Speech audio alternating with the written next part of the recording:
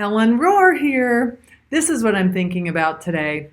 We fail every day when it comes to communication.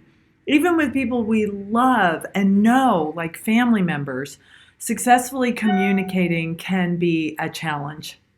There's a terrific book out there called The Four Agreements. And the four agreements are to don't make assumptions, be impeccable with your word, always do your best, and don't take it personally. I don't know if I have those in the right order, but those are the four agreements. I want to talk today about being impeccable with your word. I'm going to share a story.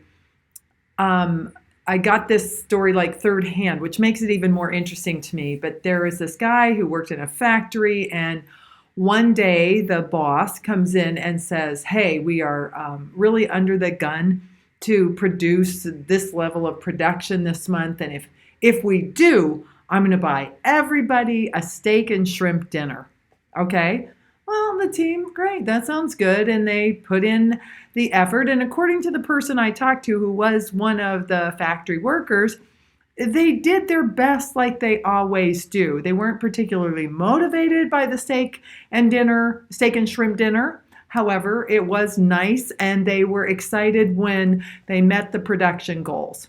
Well, lo and behold, then the manager brings in the barbecue, sets up the steaks on the barbecue, and buys them all dinner, but it's a steak dinner. It's not a steak and shrimp dinner.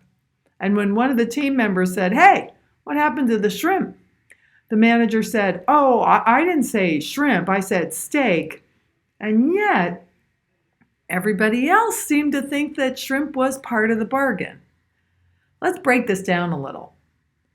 How much would you pay to not have the reputation of being the guy who reneged on the shrimp? In other words, what does a hit like that on your reputation do to your life? Being known as that guy forever. You know, that manager, the one with the shrimp and steak, and it was only the steak.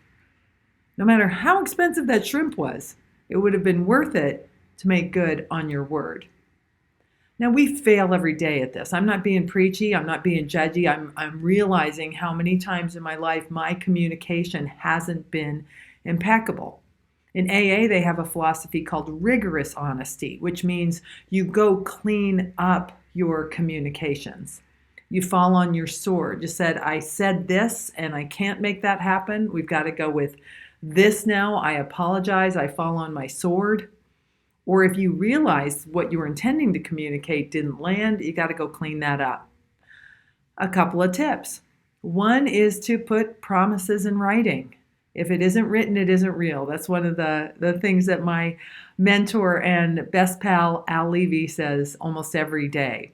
That's why we have written manuals. That's why we put together emails to document what we just agreed upon. We take notes in files so that we remember. We're too old to remember things, and it can clean up the information. So put things in writing, and then be willing to admit when you made a mistake, when you were wrong, when you said something that it wasn't right, if you said something that could be misinterpreted.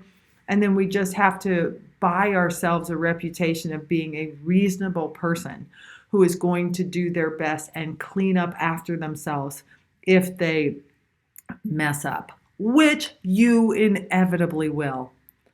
Today's inspiration: be impeccable with your word and do what it takes to clean up your communication, bit by bit, moment by moment, day by day. That's my tip for today. Mwah! Love you.